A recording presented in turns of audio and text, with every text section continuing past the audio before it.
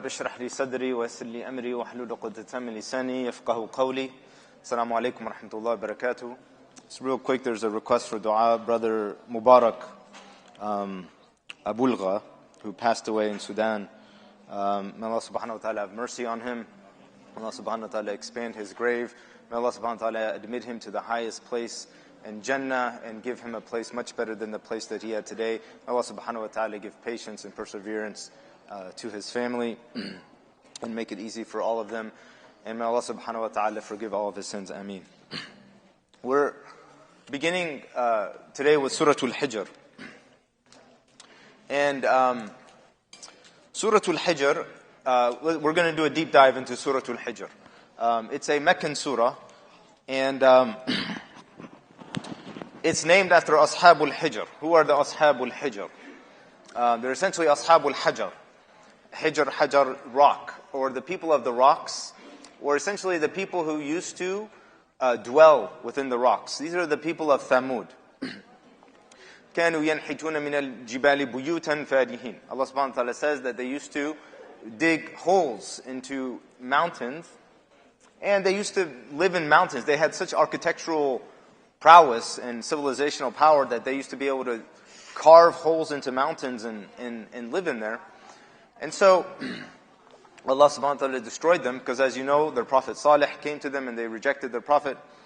But their remnants, the remnants of these people, were something the Meccans would pass by often. In northern Arabia today, north of Tabuk and north of Medina, there's a place called Madain Salih, right? And here you can see remnants of the people of Thamud. So they had these amazing, rock-like structures that they've carved into and everything. And they used to go, the Arabs, the Meccans, they used to go to Sham and trade, and they would pass by this and they would see these remnants. They would see the remnants of these old Arabian prophets. And they knew the story. They knew the stories of Thamud. They knew the stories of Hud. And they knew what had happened to these old Arabian prophets. These people rejected their messengers and Allah destroyed them. So Allah subhanahu wa ta'ala essentially left them there as a reminder. The surah is named after these people because there's a place where Allah subhanahu wa ta'ala begins to talk about previous people who were destroyed, and they're mentioned as well. So that's why it's called Surah Al-Hijr. It's named after the people of Hajar, which is the people of what? The rock dwellings, the people of Thamud. And Meccan surahs, they deal with a variety of subjects and themes. What is the Quran? Who is Allah? Tarbiyah. Who are you? Who is insan? Why are you here? What is your purpose? Right? And the hereafter, heaven, hell.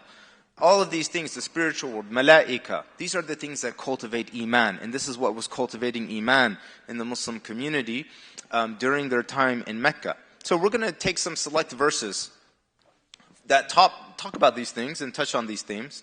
Allah begins the surah by saying Alif Lam Ra. These are huruf al-muqatta'at. There's no shortage of opinions in books of tafsir about what these could mean, but the only real dominant, absolute, qat'i opinion is Allahu A'lam. No one knows. But people have surmised. And one of the interesting things is these letters, who are they? Who's this book being revealed to? Masters of the Arabic language. The Meccans were absolute masters. You bring a line of poetry, they'll bring two better. They had mastered the Arabic. And they thought they knew everything. They thought they knew everything that a human could do with regard to language in Arabic. But this is not a human production. This is a divine revelation. And interestingly, Allah often begins some of these surahs with letters. Okay? From their very language, but they have no idea what it means. And it's humbling. And you have to be humbled if you want anything out of the Quran. You can't come into this book thinking you already know.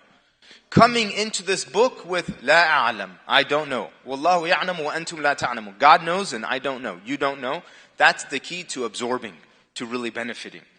Now Allah then talks about the Quran itself and says, Inna nahnu nazzalna dhikr wa inna lahu lahafidun. We have sent down the dhikr and we are preserving. What does dhikr mean? Remembrance. Why does Allah call the Quran a remembrance? Literally the Quran is called dhikr because it's constantly reminding us of what we keep forgetting, which is our role, our purpose in life, and where we're actually going. That's a question Allah says, فَأَيْنَ تَذْهَبُونَ? In Surah Juz' Amma. Where are you going? Right? We keep forgetting. We get caught up in the dunya. Al-insan min al-nisyan. Right? And we keep forgetting. But the Quran constantly reminds us. So Allah refers to the Quran as the reminder. Because you remind someone of something they know. You know it in your fitrah. You know it, but we keep forgetting. Right? And then Allah says, وَإِنَّا لَهُ لَحَافِظُونَ. And we are going to preserve it. Now, just think about something for a moment. The Quran is preserved as is. There's not a single book in the pre-modern world, okay? Before the printing press, before the digital age, there's not a single book, secular or religious, that has been preserved as is, except the Quran. It is the only book, period, that has been. That in of itself is a miracle. But the greatest miracle is the Quran itself, right? Not just the preservation of it, and Allah essentially tells us, if they're not going to believe in this miracle, they're not going to believe in anything. And so the next few next verses, Allah says, وَلَوْ فَتَحْنَا عَلَيْهِمْ بَابًا مِنَ السَّمَاءِ. Because they ask for an angel. Why doesn't an angel come to him and tell us about this matter? And then it's all just kind of settled. Allah says, if we were to open a door in heaven, لو فتح بابا من السماء فظلوا فيه يعرجون, and they were to just ascend into this door and see the marvels of God, right? Just imagine, you go outside and you see a door open up in the sky, and someone ascends up there, and if they were to see that, okay, لقالوا سكرت أبصارنا, they would just say, our eyes have become drunk, which is a metaphor of saying we're hallucinating. That's what arrogance does. Even وَلَوْ جَاءَتْهُمْ كُلُّ آيَةٍ, Allah says in another verse, even if every sign were to come to them, they still would not believe حَتَّى يَرَوْا الْعَذَابَ الْأَلِيمِ, until they see the devastating punishment to come to them. So, Allah says the Quran, the first few verses of the first page, a lot of it is a discussion about the Quran and signs and miracles. And Allah says, if they're not going to believe in this Quran, if they're not going to believe in this greatest miracle, even if we were to open a door in heaven for them and they were to go up, they still wouldn't believe in that either. Then Allah talks about, a little bit later, our origin story as Bani Adam. Where did we come from? You know, there's a saying that says, if you don't know where you came from, you don't know who you are. And if you don't know who you are, you cannot possibly know where you're going. Okay? And that's very important. That's very real. Our religion confirms that, because we need to know where we came from. Because that's where your real identity is. Your identity is not mixed up in a culture. Your identity is in being Bani Adam. Understanding what that means. And Allah tells us, وَلَقَدْ خَلَقْنَا الْإِنسَانَ مِنْ صَلْصَالٍ مِنْ حَمَإٍ مَسْنُونٍ. Indeed, we have created insan from salsal, which came from hama, and it is masnoon. What do the terms mean? Well, salsal is when you take teen, you take clay, and you mix it with water. And then you allow it to dry, such that it becomes composed in a dry state. That's what salsal is. So it's dirt mixed with water until it becomes dry. Now hama is a type of dirt that has a very blackish, darkish hue. So just let that sink in for a second. The origin color from which Bani Adam was created is a very what? Darkish, blackish hue. So that's the meaning of hama. And then masnoon, it means it sat there for some time until it mixed. So, dirt with water until it mixed and became dry, but a dirt that was very blackish in origin. Allah says that's our creation. That's where we came from. And then Allah tells all the angels to bow down to this. Right? فَإِذَا سَوَّيْتُهُ وَنَفَخْتُ فِيهِ مِنْ رُوحِ فَقَعُوا لَهُ سَاجِدِينَ. They all bow down except, you know the story, except who? Iblis. By the way, why did his name get changed to Shaitan? Why is it that in this particular part of the story, he's Iblis, and other times we refer to him as Shaitan? Does anybody know? What does Shaitan mean? Shaitan, yeah, it's a type of outlaw. But linguistically, Shaitana in Arabic means to get far away. Shatamtu dari an darik. I moved away from you. Right? Shaitana, now Shaitan is sifa mubalagha. It's to get really, really far away. Because when he commits this act of arrogance, and he says, لَمْ أَكُنْ لِأَسْجُدِ لِبَشَرٍ خَلَقْتَهُ مِنْ صَلْصَالٍ مِنْ حَمَإٍ مَسْنُونٍ. I'm not going to bow down and prostrate to this creation that you made from dirt, blackish dirt, mixed with water, and you just let it sit. I'm not going to bow down to that. That arrogance that made him very, very far away from Allah's mercy. And that's what he wants to do to us. And that's the meaning of shaitan. That's why we call him shaitan, because he's far away from Allah subhanahu wa ta'ala's mercy. And so, Allah subhanahu wa ta'ala, when he does this, Allah tells him, get out from here. And he asks for respite. And he says, you are given respite إِلَى يَوْمِ الْوَقْتِ الْمَعْلُومِ, until a day that is well known. And then shaitan makes a promise. He says, لَأُزَيِّنَنَّ لَهُمْ فِي الْأَرْضِ وَلَأُغْوِيَنَّهُمْ أَجْمَعِينَ. Because of this, he's so upset. He's so upset. This is our avowed enemy. He says, I'm going to do two things to Bani Adam. I'm going to destroy them with these two things. One is tazyin and the other is ighwa. Tazyin, what is tazyin? Tazyin is when something is really ugly and it's harmful, okay? Shaitan wants to make that thing look nice and appetizing. Make it look good. Now your fitrah knows it's not good. Allah hates it. Deep down inside, your fitrah hates it. But shaitan wants to make it look nice for you. And then by virtue of that, he wants to do the opposite as well. Things that are naturally good and things that are naturally healthy, he wants to make it look backwards to you. He wants to make it look like it's not fun, it's no good, it's useless, it's pointless, right? So that's what shaitan, so that's essentially tazyin. He wants to make things that look bad, things that are naturally bad, he wants to make them look good. And then ighwa. And ighwa is dalal. It's when you're going straight on a path, and then someone distracts you and you veer off. And that's what he wants to do with us with the dunya. He wants to get us caught up in the dunya so we forget. Remember, if you don't know where you came from, you don't know who you are, you don't know where you're going. Where are we going? Ilayhi al-masir. We're going back to Allah. But he wants to divert us from that.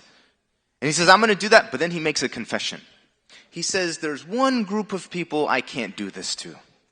إِلَّا عِبَادَكَ مِنْهُمُ الْمُخْلَصِينَ. Except your sincere servants.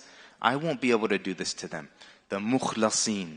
Now, who are the mukhlasin? Now, we're also going to recite Surah Al-Nahl today. So I want to just briefly go into Surah Al-Nahl and look at another verse that explains ikhlas. Okay? And then we'll come back to Surah Al-Hijr. Is that okay? Let's just quick diversion to Surah Al-Nahl, where Allah talks about milk. وَإِنَّ لَكُمْ فِي الْأَنْعَامِ لَعِبَرَةً. You have in cattle a lesson to be learned.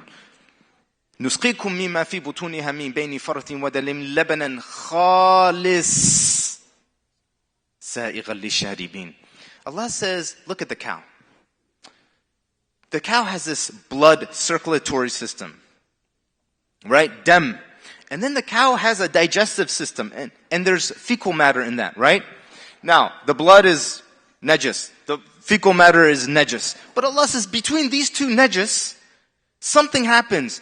A milk comes out that is what?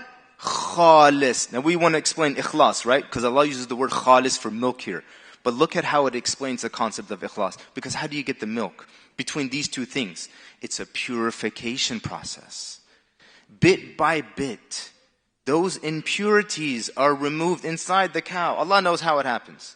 But from the circulatory system where all the blood is, and from the the digestive system where all the fecal matter is, those impurities are removed bit by bit, bit by bit, bit by bit, until all that is left is khalis, pure milk. And that is an explanation of what happens in the spiritual realm inside of us as well. Because a lot of us, some of us want dunya. Some of us want to be famous. Some of us want to show off. Some of us want to just please our parents. Okay, some of us just want to give in to peer pressure. And that's why we're doing these good things. That's why we're practicing religion and all these. But you know what all these are? These are the impurities.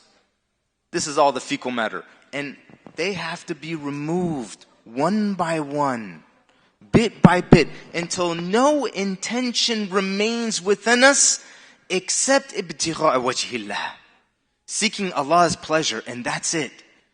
Right? قُلْ إِنَّ صَلَاتِي وَنُسُكِي وَمَحْيَايَ وَمَمَاتِي لِلَّهِ رَبِّ الْعَالَمِينَ. My prayer, my sacrifice, my life, my death, it is all for Allah, because everything else has been removed, bit by bit, just like pure milk that comes out of the cow. And when you get to that point where your life, your death, your awakeness, your sleeping, your food, your eating, who you love, who you hate, everything is for the sake of Allah, that is real ikhlas, because you removed everything else. And that person, shaitan has no path to. Then Allah tells us something beautiful. He says, well, before that, He says He's going to fill hellfire with all the people who follow shaitan. And then He says about hellfire, لَهَا سَبَعَةُ أَبْوَابٍ لِكُلِّ بَابٍ مِّنْهُمْ جُزْءٌ مَقْسُومٌ. Hellfire has 7 doors, and every door has a reservation for a particular group of people. Now, why 7 doors? Imam Ghazali, he said, because there are 7 doors to your heart. There's your eyes, there's your ears, your hands, your feet, your private part, your tongue, your stomach, and you know what? You can commit sins with each one of these things. And some people abuse their eyes. Some people abuse their ears. They listen to things they shouldn't. They look at things they shouldn't. And there's a door in hell reserved for each type of person, according to Imam Ghazali. And then Allah subhanahu wa ta'ala says, نَبِّ عِبَادِي أَنِّي أَنَا الْغَفُورُ الرَّحِيمُ وَأَنَّ عَذَابِي هُوَ الْعَذَابُ الْأَلِيمُ. Listen to the latif in the Arabic to see the mercy of Allah. He says, indeed, verily, I am most merciful, oft forgiving.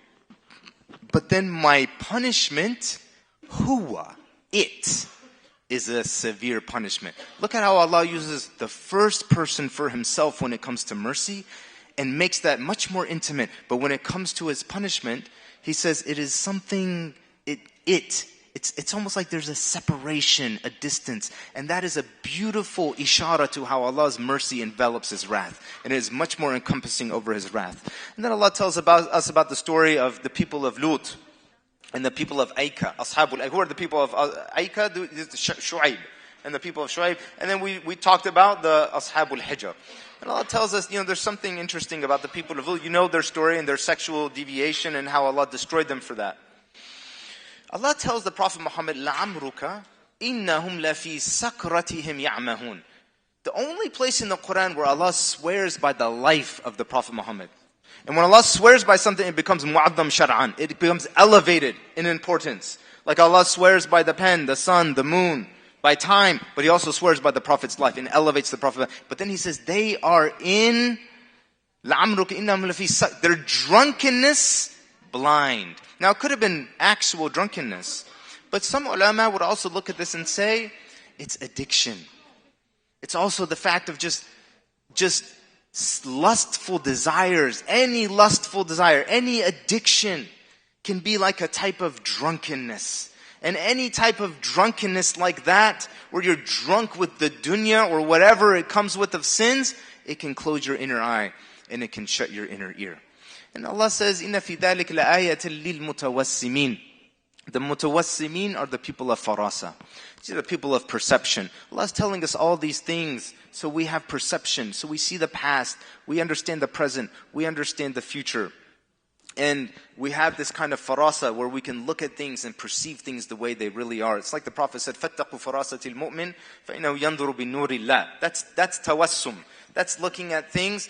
Beware the vision of the believer, the Prophet says, for he looks with the light of God. Right?